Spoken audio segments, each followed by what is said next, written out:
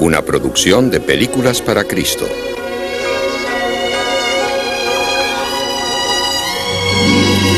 Guión de Stan Taylor.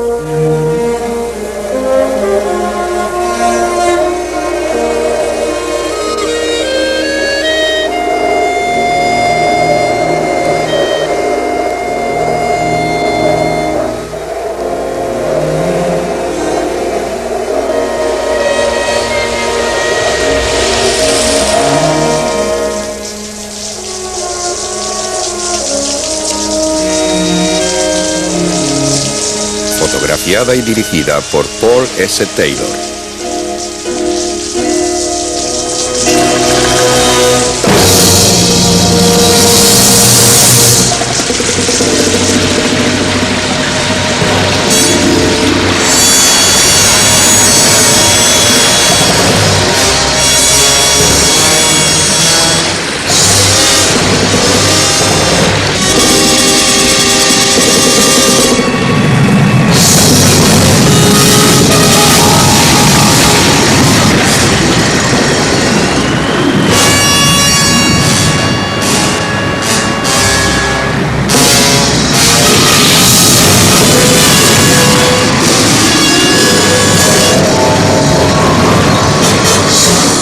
El mundo que pereció.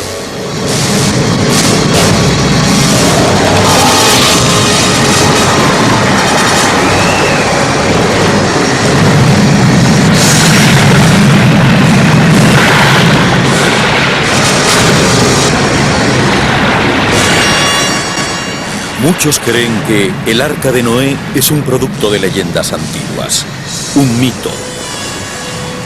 Pero cada vez hay más pruebas de que el relato bíblico de Noé y el diluvio no es una leyenda. Cada vez hay más científicos que creen que hay pruebas geológicas que indican que el diluvio universal que se describe en el libro del Génesis es un hecho histórico. Ha habido varios informes de que se ha visto una estructura parecida a un barco sobre el monte Ararat, en Turquía. Y esto ha atraído la atención mundial hacia el tema del arca y se han hecho varias expediciones. Las grandes frustraciones que esos grupos han experimentado en sus esfuerzos por encontrar el arca solo han aumentado el interés. Se dice que si se encuentra el arca en el monte Ararat, será el mayor descubrimiento arqueológico de todos los tiempos y una gran prueba, aún para los más escépticos, de que la Tierra sufrió un diluvio universal y una inundación que cubrió las montañas, según se describe en la Biblia. Si hubo esa inundación y todos somos descendientes de Noé, sería extraño que el pueblo judío fuera el único que la recordara. Pero ese no es el caso. Se hace referencia a ese gran cataclismo en las leyendas y mitología de naciones y tribus de todo el mundo.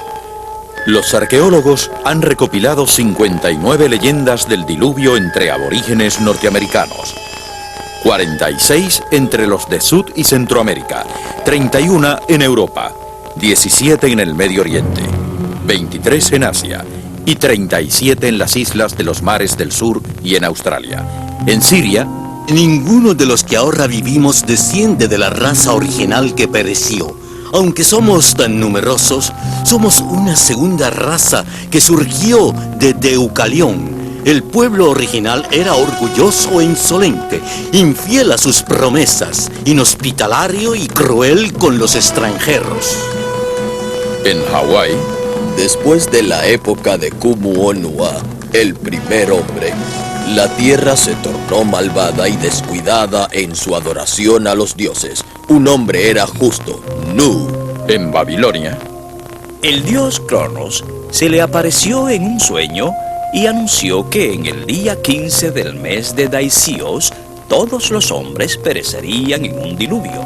Deucalión entró con su esposa e hijos en un gran cofre, y a él llegaron jabalíes y caballos y leones y serpientes y toda clase de animales de tierra. Los hizo entrar. En Cuba, Un anciano hizo un barco grande y entró en él con su familia y una gran cantidad de animales. Nu hizo como una gran canoa con una casa sobre ella, la llenó de comida y se llevó plantas y animales con él. en México, Antes de comenzar el diluvio, Dios le avisó al hombre Nota y a su esposa Nina, diciéndole: ahueca un gran ciprés y entra en él en el mes de Tososli. Las aguas se acercarán al cielo. Y entraron en él. Y Dios cerró la puerta. en las Islas Fiji, El enojado dios Mbenga recogió las nubes y las exprimió, y su agua cayó sobre la tierra condenada.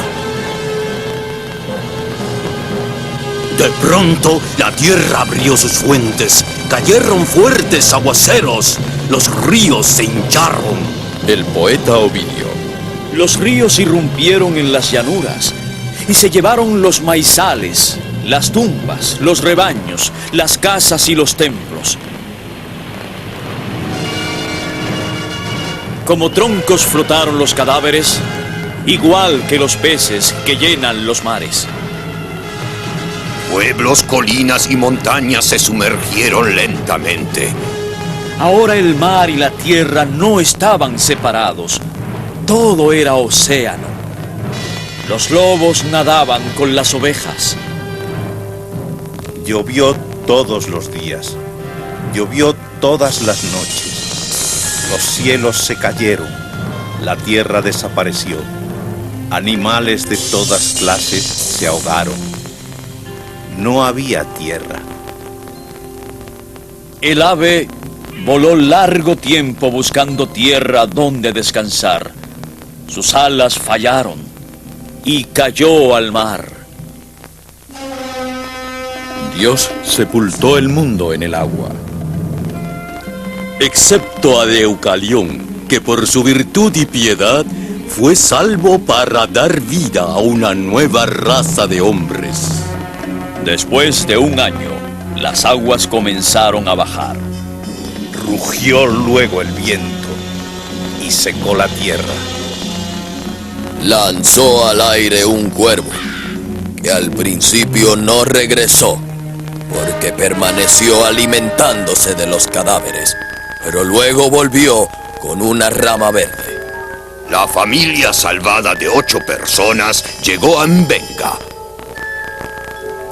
Aunque las leyendas están mezcladas con la mitología y los detalles varían, están de acuerdo en 3 cosas fundamentales. Hubo una nave que ofrecía seguridad. Hubo destrucción por agua. Y la raza humana sobrevivió. Hoy aún, los científicos estudian la descripción del arca que da la Biblia para ver si esa historia es posible, según los conocimientos modernos de la zoología y los conocimientos modernos de construcción de barcos. La Biblia nos da detalles fascinantes acerca del arca. Y dijo Dios a Noé: hazte un arca de madera de gofer. Harás aposentos en el arca, y la calafatearás con brea por dentro y por fuera. Y de esta manera la harás. De 300 codos la longitud del arca, de 50 codos su anchura, y de 30 codos su altura. Una ventana harás al arca, y la acabarás a 1 codo de elevación por la parte de arriba, y pondrás la puerta del arca a su lado, y le harás piso bajo, segundo y tercero. La mayoría de los eruditos en hebreo creen que el codo era unos 46 centímetros, de modo que el arca debió tener 137 metros de largo, 23 metros de ancho y 14 metros de alto. Podemos imaginar el tamaño de esa gran barcaza comparándola con una casa de tamaño corriente y de un solo piso. Se decía que el Arca de Noé era el barco más grande que se había construido hasta fines del siglo XIX, cuando se construyeron gigantescos barcos de metal. Tiene una relación de 6:1 de largo a ancho, que es excelente para la estabilidad en el mar.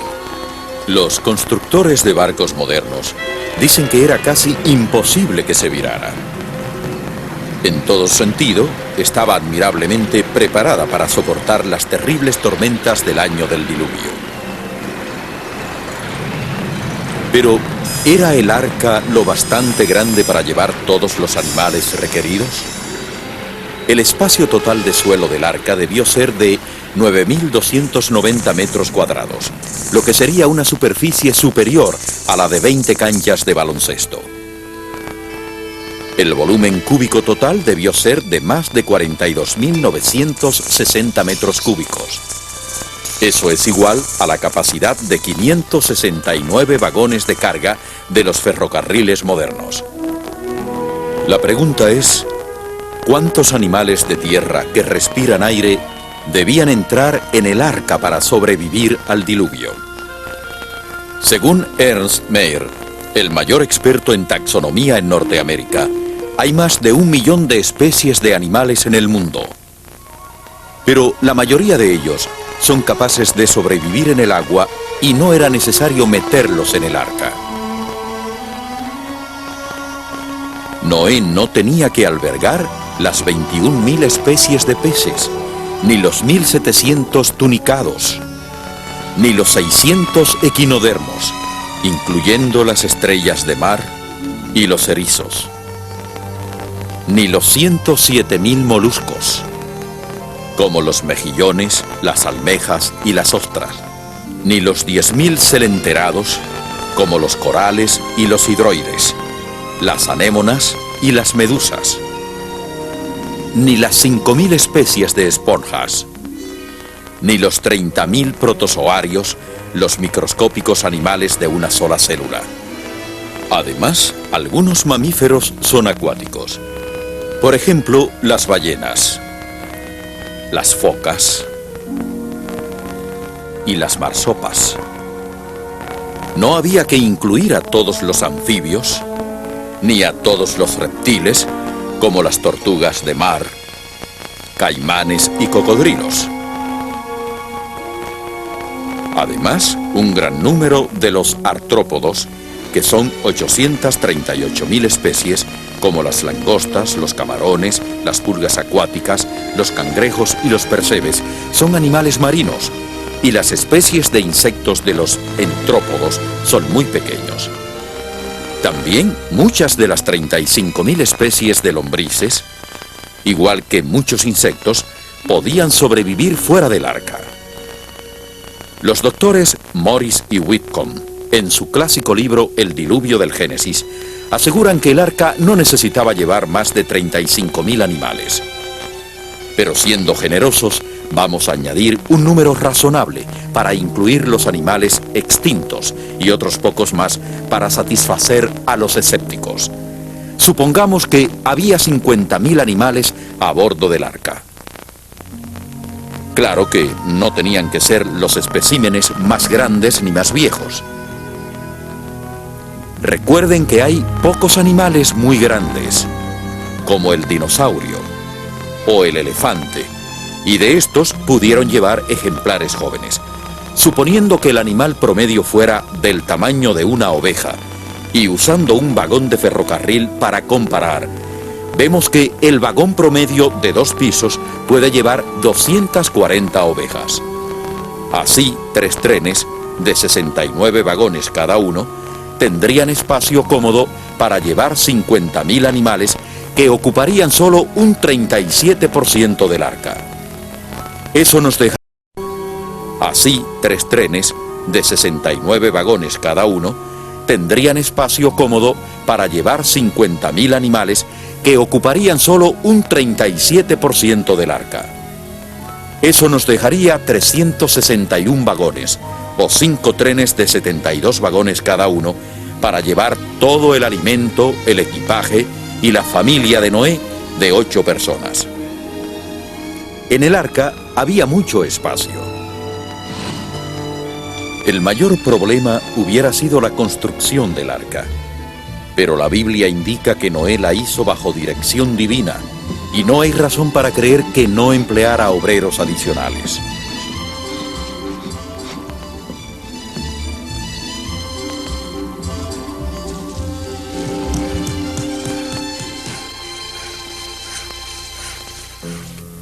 Otro problema enorme que algunos señalan es el de reunir especímenes de cada animal de tierra que respira aire y llevarlos al arca. Sin embargo, el relato del Génesis dice que Dios juntó los animales, los trajo a Noé para que subieran al arca de 2 en 2.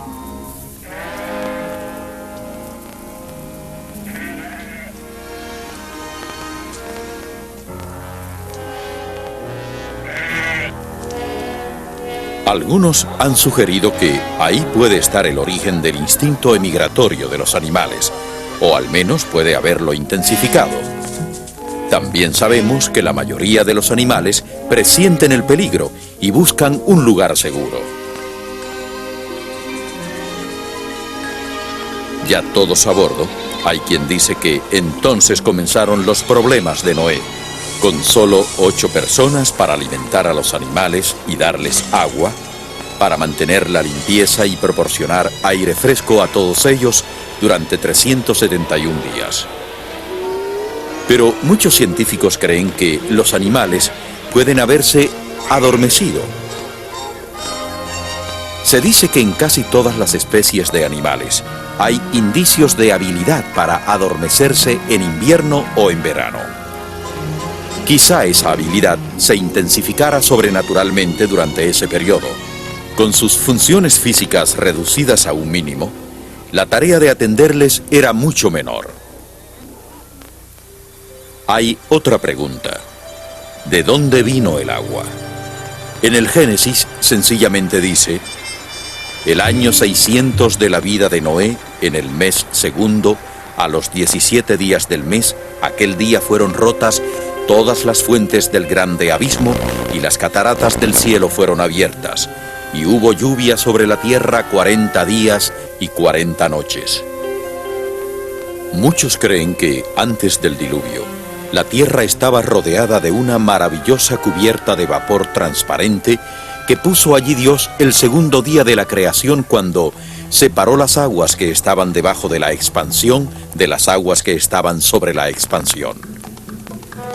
Creen que la lluvia de 40 días y 40 noches pudo haber sido el colapso de esa cubierta de vapor. Algunos científicos dicen que si todo el vapor de agua y las nubes de la atmósfera actual se precipitara a la Tierra, la lluvia duraría muy poco tiempo y produciría una profundidad promedio de menos de 5 centímetros. Si esa cubierta de vapor existió desde el segundo día de la semana de la creación hasta la época del diluvio, las condiciones climatológicas debieron ser muy diferentes a las que observamos hoy. Cuando la Biblia se refiere a esta era, habla de cosas que la gente de antes del diluvio nunca había visto. Muchos creen que una de las cosas que los hombres no habían visto era una tormenta de lluvia, porque en el segundo capítulo del Génesis se nos dice que subía de la tierra un vapor el cual regaba toda la faz de la tierra. Quizá fuera algo parecido a lo que vemos en algunas áreas de la costa occidental, donde la vegetación es principalmente humedecida por el rocío. Muchos científicos creen que esa cubierta de vapor pudo haber protegido al mundo antiguo de la dañina radiación que ahora recibimos del espacio exterior, y que esa fue la razón de la larga vida de los habitantes del mundo antidiluviano. Más aún, esa cubierta de vapor tendría el efecto de un invernadero y mantendría una temperatura uniforme en todo el planeta. Por los fósiles se sabe que las plantas y los animales tropicales vivieron antes en toda la Tierra, incluso en lo que ahora son las regiones polares. La Biblia no habla de fuertes vientos hasta después que las cataratas de los cielos fueron abiertas y cayó el agua. Esos vientos deben haber causado grandes diferencias de temperatura entre las regiones ecuatoriales y las polares por primera vez. En esas regiones polares, en las que vivieron animales y plantas tropicales, empezaron a acumularse enormes masas de nieve y hielo, las cuales debieron causar el periodo glacial que siguió al diluvio. Pero las aguas del diluvio no vinieron solo de arriba. Lo más espectacular fueron las enormes fuentes subterráneas que brotaron a la superficie. Todas las fuentes del grande abismo se rompieron. Subieron los suelos de los océanos.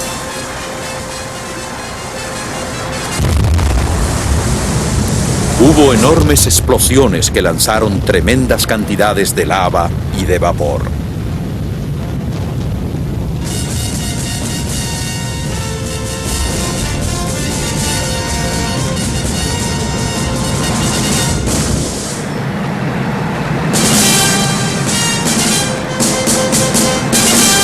Las aguas siguieron subiendo hasta que a las 6 semanas la inundación llegó al máximo, cubriendo las montañas y manteniéndose así 110 días.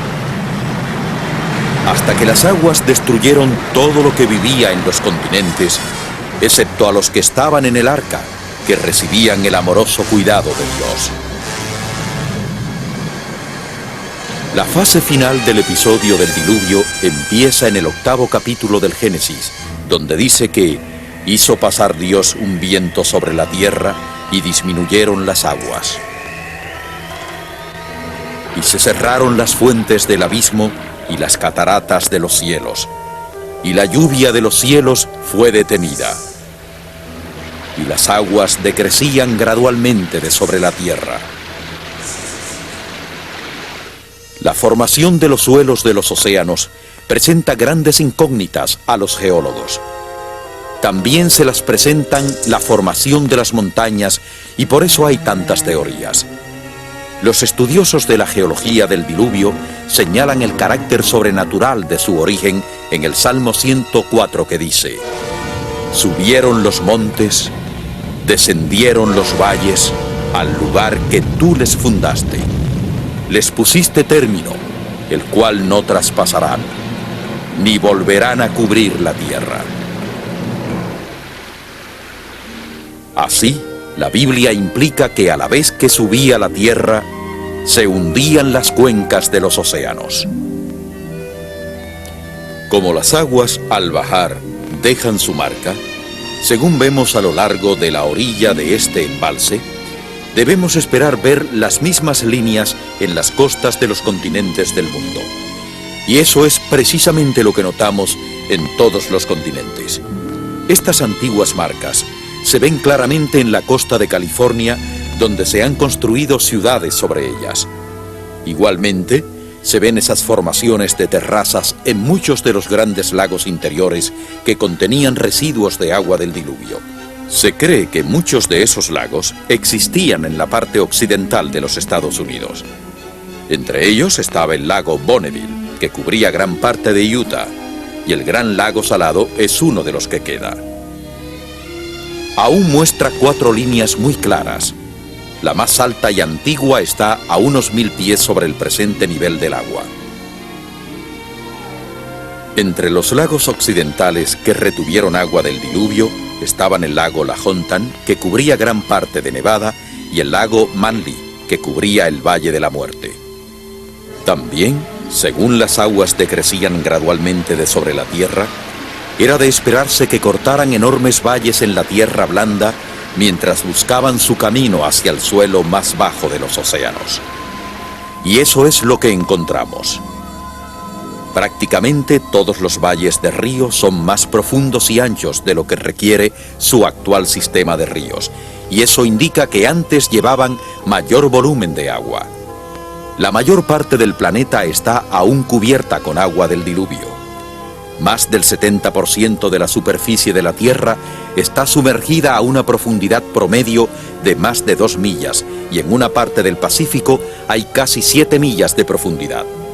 También hay agua almacenada en forma de enormes continentes de hielo en los polos norte y sur. El diluvio universal dejó su huella indeleble en la formación geológica de nuestro planeta. En todos sitios hay capa sobre capa de sedimento que dejó la acción de movimiento del agua. También hallamos grandes concentraciones de fósiles mezcladas con el sedimento. En realidad, vivimos sobre un inmenso cementerio de fósiles. Esos fósiles parecen haber sido formados al ser enterrados de pronto por una tremenda inundación, lo que impidió la rápida descomposición de los mismos, según los minerales reemplazaban su estructura celular. Nuestros depósitos de petróleo, de gas natural y de carbón son depósitos de combustibles fósiles. Las pruebas indican que son remanentes carbonizados de grandes masas de vida vegetal y marítima que fueron arrastradas y sepultadas rápidamente bajo toneladas de sedimento. Hoy, después de miles de años de presión, calor y cambios químicos, esos remanentes enterrados forman los depósitos de carbón y de petróleo que dan combustible a nuestra economía moderna. La prueba circunstancial de que la Tierra fue destruida y juzgada por un diluvio catastrófico aparece en todo el mundo. Pero la mejor base para nuestra fe en la realidad del diluvio está en el relato bíblico. Jesús mismo habló del diluvio que hubo en los tiempos de Noé, y Jesús hizo esta asombrosa declaración: mas como en los días de Noé, así será la venida del Hijo del Hombre. Indicó que la situación que habría en el mundo antes de su segunda venida a la tierra sería similar a la de los días de Noé. Y cuando leemos en el capítulo 6 del Génesis cómo era la situación en el mundo antes del diluvio, parece que estuviéramos leyendo los titulares de ahora. Y vio Dios que la maldad de los hombres era mucha en la tierra.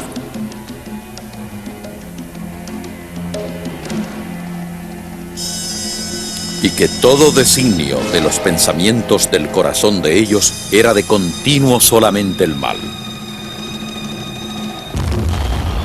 Se corrompió la tierra delante de Dios y estaba la tierra llena de violencia.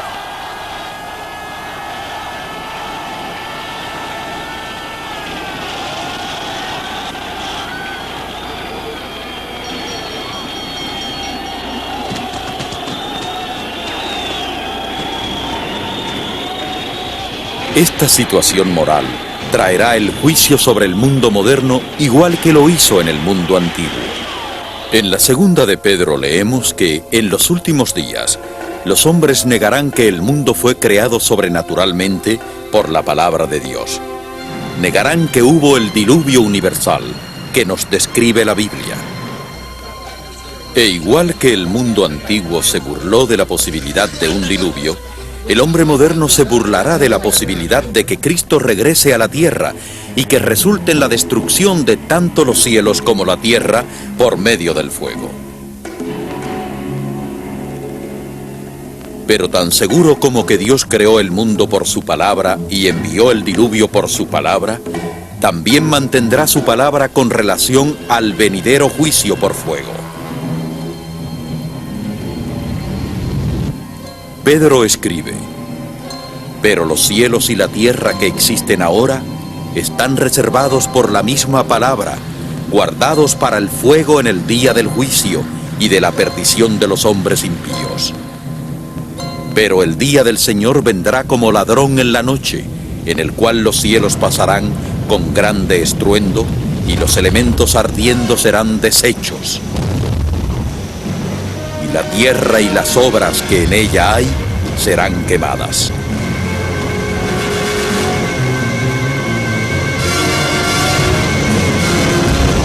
Pero Dios no se deleita en el juicio. Pedro escribe: el Señor es paciente para con nosotros, no queriendo que ninguno perezca, sino que todos procedan al arrepentimiento.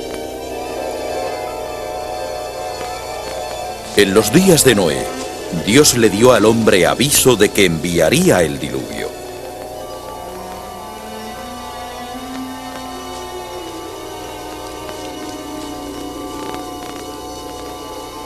Durante 120 años Noé construyó el arca.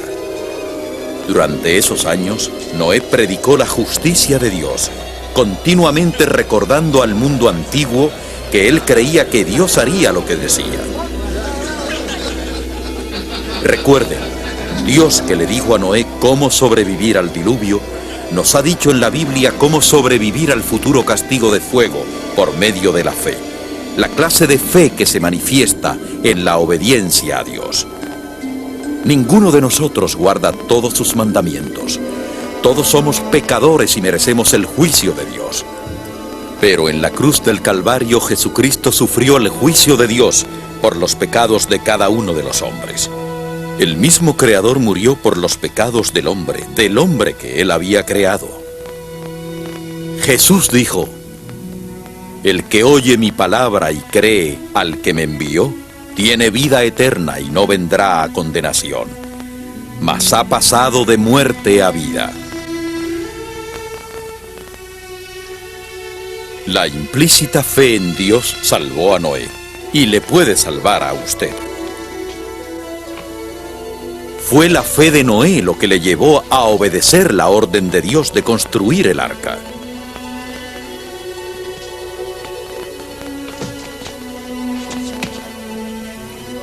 Fue por fe por lo que Noé y su familia entraron en el arca según la orden de Dios, cuando no había señales de lluvia.